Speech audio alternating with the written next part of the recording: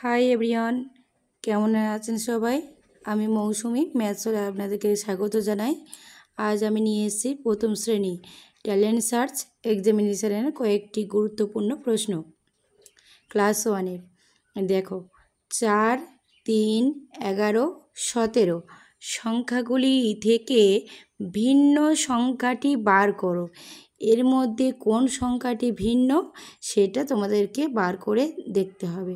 দেখো, এখানে 4 দেখো একটা যৌগিক সংখ্যা, অর্থাৎ 4 একটা জোড় সংখ্যা। দেখো 4, 2 দোকানে 4। 3 দেখো একটি বিজোড় সংখ্যা। 11 একটা বিজোড় সংখ্যা। 17 একটা বিজোড় সংখ্যা। তাহলে বিজোড় সংখ্যা কোনগুলো? যে সংখ্যাগুলিকে 2 দ্বারা ভাগ করলে মেলে না সেগুলো হচ্ছে বিজোড় সংখ্যা। আর জোড় সংখ্যা কোনগুলো? যে সংখ্যাগুলিকে 2 দ্বারা ভাগ করলে মেলে সেগুলো হচ্ছে জোড় সংখ্যা। তাহলে এখানে প্রশ্নে বলেছে 4, 3, 11, 17 সংখ্যাগুলি থেকে ভিন্ন সংখ্যাটি বার করো। তাহলে এখানে 3, 11, 17 বিজোড় সংখ্যা, 4 একটা জোড় সংখ্যা। তাহলে এখানে ভিন্ন সংখ্যাটি কত? ভিন্ন সংখ্যাটি হলো 4। তাহলে উত্তর হলো কত? উত্তর হলো 4। এবারে বলেছে 17 ও 7-এর অন্তর কত? আচ্ছা, অন্তর মানে কি আগে জানতে হবে? অন্তর মানে বিয়োগ। তাহলে তখনই অন্তর কথাটি থাকলে আমরা কি করব? 17 আর 7কে বিয়োগ করব। বিয়োগ করলে কত? 10 হলো। তাহলে 17 7-এ অন্তর কত? 17 আর 7-এ অন্তর হলো 10। তাহলে অন্তর কথাটি থাকলে আমরা কি করব? বিয়োগ করব। এবারে আসি পরের প্রশ্নে। যে সংখ্যাকে ভাগ করা হয় তাকে কি বলে? একটা সংখ্যাকে আমরা ভাগ করছি। দেখো, কোনটাকে আমরা ভাগ করি? এই মাঝের সংখ্যাটাকে ভাগ করি। এই মাঝের সংখ্যাটাকে আমরা ভাগ করি। এই মাঝের সংখ্যাটিকে এখানে বলেছে যে সংখ্যাকে ভাগ করা হয় তাকে কি বলে? তাহলে এই মাঝের সংখ্যাটিকে কি বলে?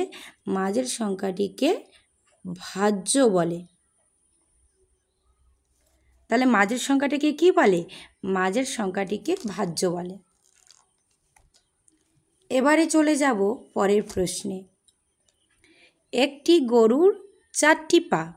তাহলে একটা গরুর কটা পা? 4টে পা। তাহলে আমরা সকলে জানি একটা গরুর 4টি পা। এক প্রশ্নে বলেছে তাহলে 9টি গরুর কটি পা? তাহলে আমরা দেখো একটা গরুর কটা পা? 4টে পা। সে জায়গায় একের জায়গায় কি হয়েছে? 9 বেড়ে যাচ্ছে। কত বেড়ে যাচ্ছে? অনেক বেড়ে যাচ্ছে। আমরা কি জানি? বাড়লে যোগ হয়, আবার বাড়লে গুণ হয়। এক্ষেত্রে কিন্তু কোন অপশানটা হবে? এক্ষেত্রে হবে দেখো গুণ।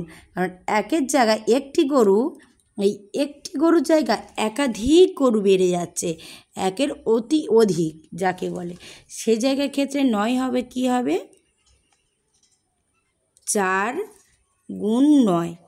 এবারে আমরা কি করব? এই 9-এর নামটা পড়ব। ক দাগ পড়ব? 4 দাগ। চলো আমরা 9-এর নামটা 4 দাগ পড়ি। 9কে 9, 9 দোকানে 18, 3 লং 27, 4 লং 36। তাহলে উত্তর হয়ে গেল কত? 36। এই জায়গায় আমরা উত্তরটি লিখব। অতএব 9টি গরুর কটি পা? 36টি পা। তাহলে এখানে উত্তর হয়ে গেল 9টি গরুর কটে পা হলো? 36টি পা। এবারে চলে যাই পরের প্রশ্নে।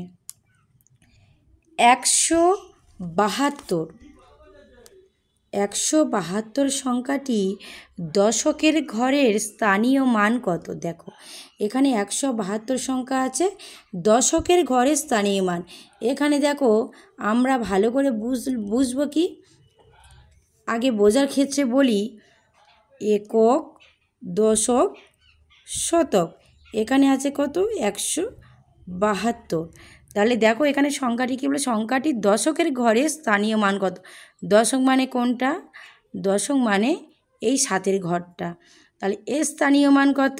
তাহলে স্থানীয় মানে 7, আর এককের কিচ্ছু নেই মানে ডান দিকে আছে মানে একটা শূন্য। তাহলে উত্তরটি কি হবে? 172 সংখ্যাটি দশকের গড়ে স্থানীয় মান কত? 70। চলো পরের প্রশ্ন দেখি।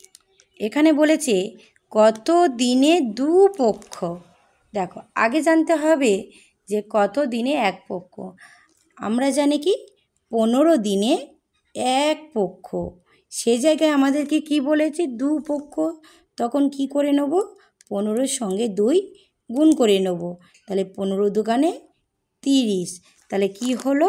15 দিনে কত দিনে দুপক্ষ? 30 দিনে দুপক্ষ। তাহলে এই কটি প্রশ্ন তোমাদের জন্য থাকলো। চলো আর একবার প্রথম থেকে তোমাদেরকে দেখিয়ে দিই ধীরে ধীরে।